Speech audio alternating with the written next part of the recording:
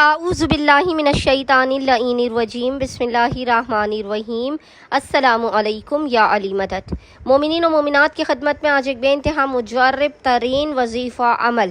زمانے کے امام اجل اللہ تعالی فرجہ شریف کی بارگاہ سے لے کر آئے ہیں۔ مومنین و مومنات نے اس وظیفے عمل کو خصوصی طور پر آج شب میں یعنی عید الاضحیٰ کی شب عید الاضحیٰ میں مومنین و مومنات نے زمانے کے امام کے اس بے انتہا مجرب ترین اور مختصر ترین وظیفے عمل کو لازماً کرنا ہے۔ پریشان حال مومنین تک آپ اس عمل وظیفے کو لازماً پہنچائیں، کیونکہ یہ اتنا آسان و مجرب ترین وظیفہ عمل ہے کہ جسے کوئی بھی بندہ مومن یا مومنہ بے انتہا آسانی اور سہولت کے ساتھ سر انجام دے سکتا ہے۔ یہ اتنا آسان اور مجرب ترین وظیفہ عمل ہے کہ جو بندہ مومن یا مومنہ آئندہ آنے والے سال تک ہر بلا مصیبت آفت پریشانی ناگہانی بیماری اور دکھی سے محفوظ رہنا چاہتا ہے، جو بندہ مومن یا مومنہ یہ چاہتا ہے کہ تمام سال اس کی حاجات قبول و مقبول ہوں، اس کے رزق و روزی میں فراوانی ہو، اس کے گھر پر رحمت الہی کا نزول ہو، ہر قسم کی نا اتفاقی ناچاکی لڑائی جھگڑوں سے اس کے گھر میں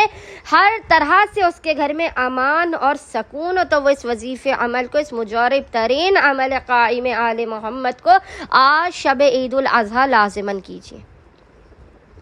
عید الفطر کی شب بھی یہ عمل بے انتہا مجرب ترین ہے کرنے کے لیے، اور شب عید الاضحیٰ بھی۔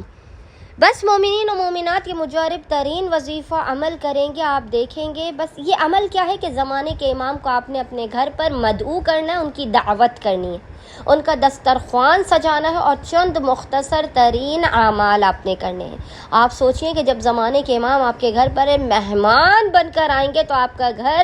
جنت سے زیادہ اعلیٰ اور ارفع ہو جائے گا۔ یہ وہ گھر بن جائے گا کہ جس میں ملائکہ آنے کی آرزو کریں گے جب زمانے کے امام آپ کے گھر پر مہمان ہوں گے۔ بس مومنین و مومنات نے کرنا یہ کہ آج شب عید الاضحیٰ مغربین کی نماز پڑھنے کے بعد آپ نے بہترین و پاک و پاکیزہ کھانا اپنی استطاعت سے بڑھ کر تیار کرنا ہے اور اسے دسترخوان پر سجا دینا ہے۔ کوشش کیجئے دسترخوان پر آپ نے دودھ، کھجور، سلاد، سبزیاں، فروٹس، یہ ساری چیزیں آپ نے رکھنی ہے، شہد رکھنا ہے، اپنی استطاعت سے بڑھ کر جو بھی آپ دسترخوان پر کھانے رکھ سکتے ہیں آپ نے رکھنا ہے۔ دسترخوان سجا دینے کے بعد آپ نے کسی بھی اپنے گھر کے جوان یا بزرگ سے 1 مرتبہ سورہ یاسین، 7 مرتبہ سورہ قدر اور 7 مرتبہ سورہ کوثر کی تلاوت کروا کر اس کا ہدیہ زمانے کے امام کی بارگاہ میں پیش کرنا ہے۔ پھر تمام گھر والے اس دسترخوان پر امام زمانہ کی نظر کر کے امام زمانہ کو ہدیہ کیجئے، اور اپنی حاجات کو طلب کرتے ہوئے اور مسائل کے خاتمے کی دعائیں کرتے ہوئے اس دسترخوان کو تناول کیجئے۔ انشاءاللہ تعالی جب زمانے کے امام آپ کے گھر مہمان بن کر آئیں گے تو اس دسترخوان کے صدقے میں، زمانے کے امام کی آمد کے صدقے میں،